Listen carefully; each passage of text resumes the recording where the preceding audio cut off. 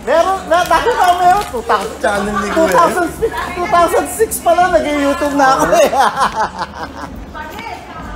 Ay, putik. Ano ba ito? Yeah!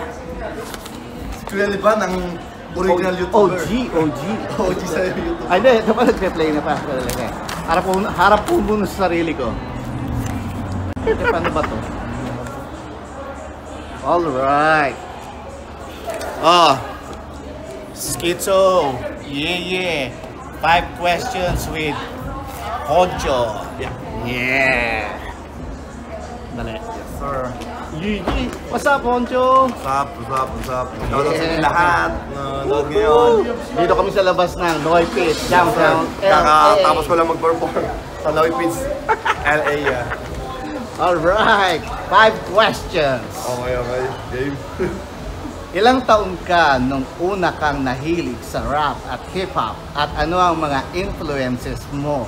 Okay. Ang gandang tanong yan, kuya. Yeah! Saan ba ako nun? 2007. So, 12 ako. 12 ako nun. Tapos, napapatugtog ko sila may kosa dahil sa pinsan ko. Kasi, rapper na yung pinsan ko eh. Tapos sila may kosa, yung mga My Game, saka mga Masong Karet, Bounce, yan, mga kantang yun. Ayun yung mga nag-influence sa akin. Tapos, ngayon, hanggang sa nakilala ko si Tag Prince at si Innocent One, ayun yung idol ko talaga. Kaya ako nagpatuloy dahil sa kanila. Tapos narinig ko rin yung mga Breezy Boys, mga ganun. So, tuloy-tuloy lang. Kasi, ang dami ko napapakinggan ng motivation eh. Yun. Hanggang ito na. Alright. Number 2. May mga naging influences or favorite artist ka ba na hindi hip-hop? Hindi hip-hop? Na hindi hip-hop? Oo naman, marami. Like, sila Justin Bieber sa foreign ba? Dito ba sa Amerika? Kahit saan. Oo, sila Justin Bieber, sila mga Maroon 5. Tsaka ano talaga ako eh. Ang mga tugtugan ko dati eh, mga Parokya ni Edgar, mga idol ko kasi yun eh, mga Shackle. Shackle? Mga tugtugan ko eh. Yung kabataan ko, mga ano pa lang ako nun, simula ako nun, mga 7, pinapatugtog ko na.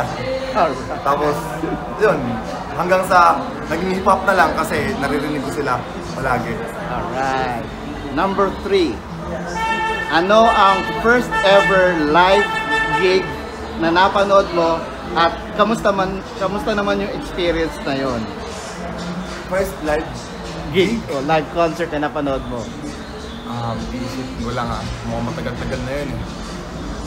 Sige lang. Ang first ko napanood? Ang first ko napanood na kumanta si Jackpot. Si Jackpot. Tsaka sila Tag Prince, sila Floyd Banks. Taga Muntinlupa yun sila. Si Jackpot yun yung maestro ko, yung nagturo sa akin. Si Tag Prince, yun naman yung idol ko. Siya yung gusto kong maging ng mga panahon na yon. At si Floyd Banks naman, idol ko rin niya.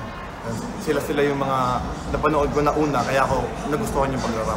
Alright. Number 4. Kailan ang unang gig mo at kailan ka unang nabayaran at magkano kung natatandaan mo pa? Natatandaan ko talaga yan. Tandaan ko pa yan.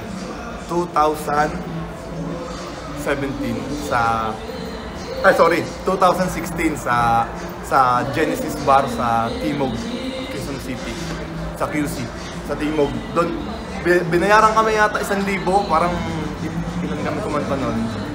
XB na kami nun eh. Ako, si Brando, sila Floji, sila Daryl, yun. Halos marami-rami na rin kami nun.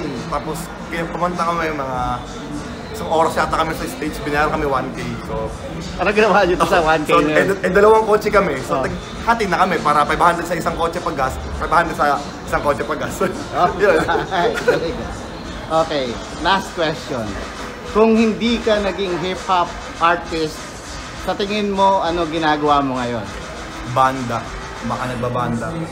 Kasi talagang sa alternative rock at sa mga rock, mga rock metal, mga ganun. Ang mga naririnig ko dati sa mga rockista pa lang, banda pa lang, Parokya ni Edgar talaga na gusto ko maging. So, baka naging banda ako ngayon, bumuha ako ng banda. Naging hip-hop ako, bumuha ako ng XB. Yun! Yeah. Yun. Alright! Yes, sir. Maraming salamat, Ay, yung Honcho! lima. Ay, 10 pala. Yun, lima. Ito si Skitso. Yeah, Skitso. Papa you! Salamat! Yes, sir.